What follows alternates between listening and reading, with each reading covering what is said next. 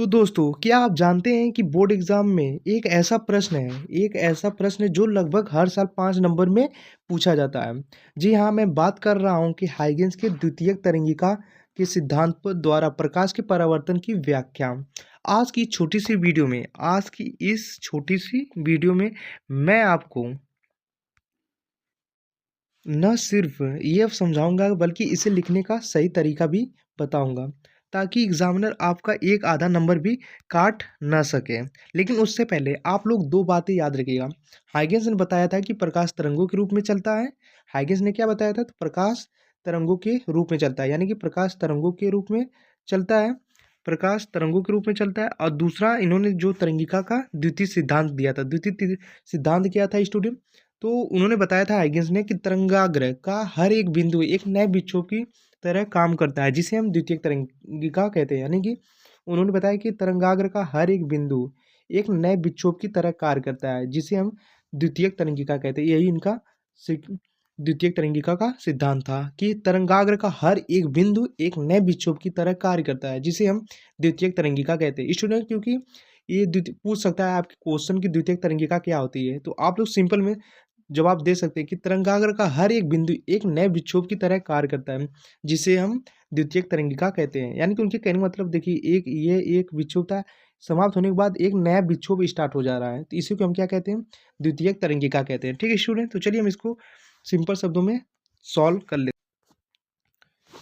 तो स्टूडेंट्स, ये most important derivation है आपके बोर्ड एग्जाम के लिए। मोस्ट इंपॉर्टेंट डेरिवेशन है आपके बोर्ड एग्जाम के लिए। तो माना एक्स डैश एक परिवर्तक पृष्ठ है। माना एक्स डैश एक परिवर्तक पृष्ठ है, जिस पर एक समतल तरंगाग्र ए बी। माना समतल तरंगाग्र ए बी, जिस पर एक समतल तरंगाग्र क्या ए बी।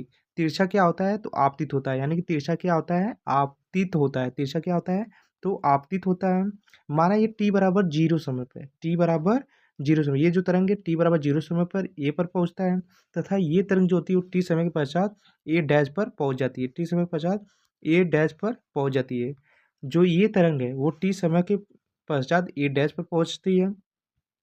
जब ये तरंगे ए डैश पर आपतित होती है, जब ये दोनों तरंगे यानी कि ये तरंग और ये तरंग जब ए डैश पर आपतित होती हैं, तो हाइगेन्स के सिद्धांत के अनुसार, यानी कि हाइगेन्स के जो सिद्धांत था उसके अनुसार इन बिंदुओं से द्वितीय तरंगे वी चार से आगे बढ़ जाएंगी। यानी कि यहाँ पे स्टूडेंट वी रहेगा, तो ये टकराने के बाद द्वितीय तरंगे वी चार से आगे बढ़ जाती हैं। हाइगेन्स का यही सिद्धांत था कि वी चार से आगे बढ़ जाए, यानी कि टकराने के बाद द्वितीय तरंगे जो होती हैं वो वी चार से आगे बढ़ जाती हैं। जब तरंगे बी, यानी जब तरंगे बी है वो ए डैश पर पहुंचता है और ए तरंगे बी डैश पर पहुंच जाती है। उम्मीद कर रहा हूँ कि आप लोगों को समझ में आ रहा होगा। तो हमारे द्वितीय तरंगे टकराने के बाद वापस निकल जाती है, यानी कि वी चार से आगे बढ़ जाती हैं। यानी कि द्वितीय तरंगे जो होती हैं टकराने के बाद वापस वी चार से आगे बढ़ जाती हैं। यदि माध्यम में हमारी चाल वी समय टी हो, यानी कि चाल वी और समय टी हो, ठीक, तो दूरी हमारी क्या होगी? तो दूरी बराबर क्या होता है स्टूडेंट? तो दूरी बराबर होता है चाल गुणे समय होता है। दूरी हमारा क्या होता है? तो चाल गुणे समय होता है हमारा। दूरी क्या होती है स्टूडेंट? तो चाल गुणे हमारा क्या होता है? तो समय हो जाता है। दूरी बराबर चाल गुणे समय हो जाएगा स्टूडेंट, ठीक। तो हमारी दूरी क्या है स्टूडेंट? तो ए डैश और बी, यानी कि हमारी ये दूरी हो गई, और एक हमारी ए और बी डैश की दूरी है गई, यानी कि ये हमारी दूरी हो गई, जो बराबर होगी आपके वी टी, यानी कि चाल गुणे समय के बराबर हो जाएगा। ठीक है स्टूडेंट, उम्मीद कर रहा हूँ कि आप लोगों को समझ में आ रहा होगा। इसमें अब हम देख लेते हैं कि समकोण त्रिभुज ए बी ए डैश में, यानी कि ए बी और ए डैश में, यानी कि ए बी ए डैश में, ठीक, ए बी ए डैश में साइन बराबर कितना होता है स्टूडेंट? साइन थीटा बराबर हमारा क्या होता है? यानी कि साइन आई, यानी कि साइन आई हमारा अपवर्तक आपतन कोण क्या है? तो आई है हमारा, क्या है? तो आपतन कोण आई है।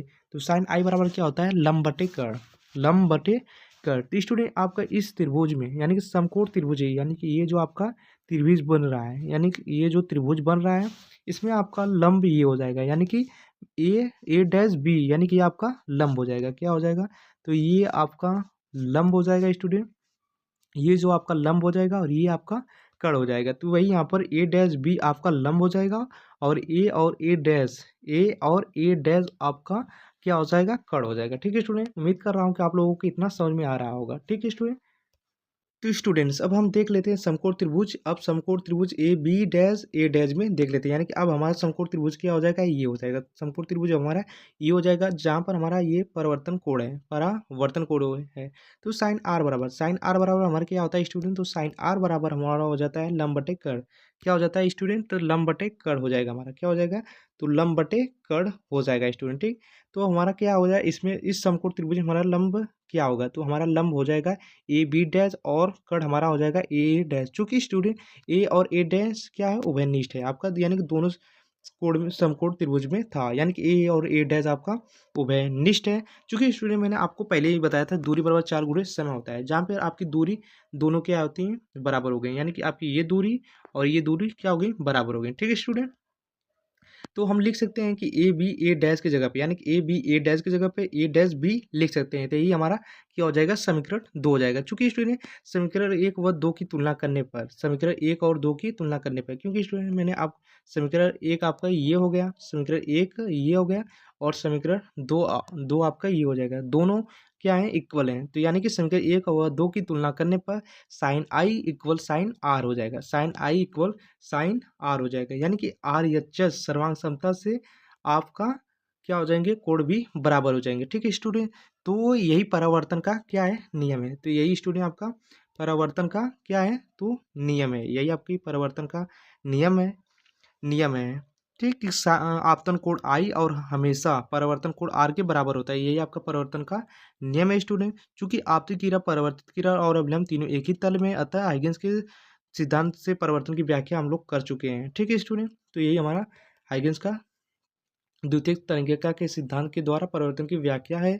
यदि स्टूडेंट दोस्तों, अगर आप एग्जाम में एक ये डायग्राम, यानी कि ये डायग्राम और एक छोटा सा डेरिवेशन लिख देते हैं, यानी कि जो मैं आपको पीछे डेरिवेशन बताया था लिख देते हैं, तो आपके 5 नंबर, आपके जो है 5 नंबर जो हैं, आपके जो 5 नंबर हैं, जो आपके 5 नंबर हैं, 5 नंबर यानी कि 5 नंबर आपके जो हो जाएंगे पक्के हुए हैं। इस डायग्राम की प्रैक्टिस कम से कम 3 बार जरूर करें, क्योंकि ये जो डायग्राम है वेरी वेरी इंपॉर्टेंट है। अगर आप इस डायग्राम की प्रैक्टिस कर लेते हैं तो आपके 5 नंबर कंफर्म हो जाएंगे स्टूडेंट, यानी कि आप लोगों को 3 बार कम से कम इस डायग्राम के को की प्रैक्टिस करनी है। अगर वीडियो को पसंद आई हो, यानी कि अगर आपको वीडियो ये पसंद आई हो, तो लाइक करें, और अगले वीडियो में हम अपवर्तन की व्याख्या करेंगे, यानी कि अगली वीडियो में हम इससे भी इम्पोर्टेंट डेरिवेशन देख लेते हैं, यानी कि इसका इसी से रिलेटेड है, अपवर्तन की व्याख्या करेंगे। ठीक है स्टूडेंट, तो चैनल पर नए हो तो सब्सक्राइब जरूर कर लेना। ठीक।